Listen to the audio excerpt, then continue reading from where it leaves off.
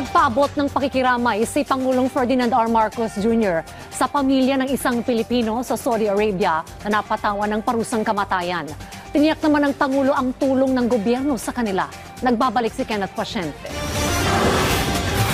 Ikinalungkot ni Pangulong Ferdinand R. Marcos Jr. ang sinapit ng isang Pilipino sa Saudi matapos patawan ng parusang kamatayan.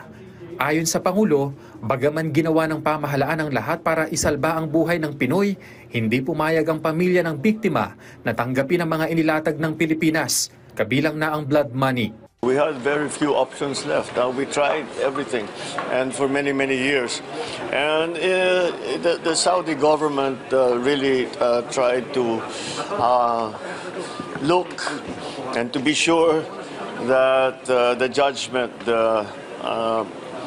of hanging was actually deserved. Nonetheless, we appealed to the better natures, I guess, of our friends in Saudi Arabia to perhaps have another look, and they did. And unfortunately, the law there is very strict, and apparently the conviction has stood, and one of ours has been taken away. But yes, very unfortunate. Kwento pa ng Pangulo na ilang taon na rin itong tinutugunan ng pamahalaan at walang patid-an niya ang naging koordinasyon ng pamahalaan sa Saudi government. This been going on for how many years?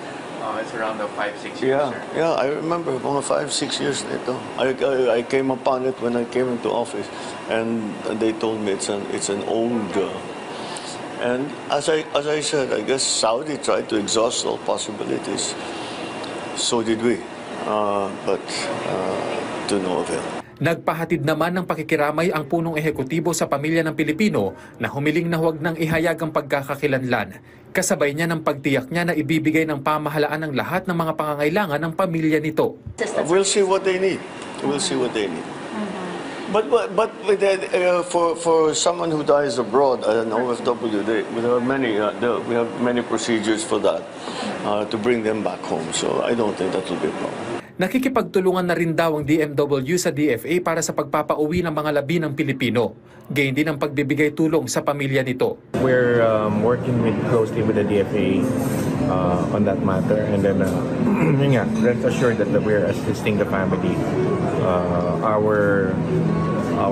The DMW has visited the family and assured them of our support and assistance.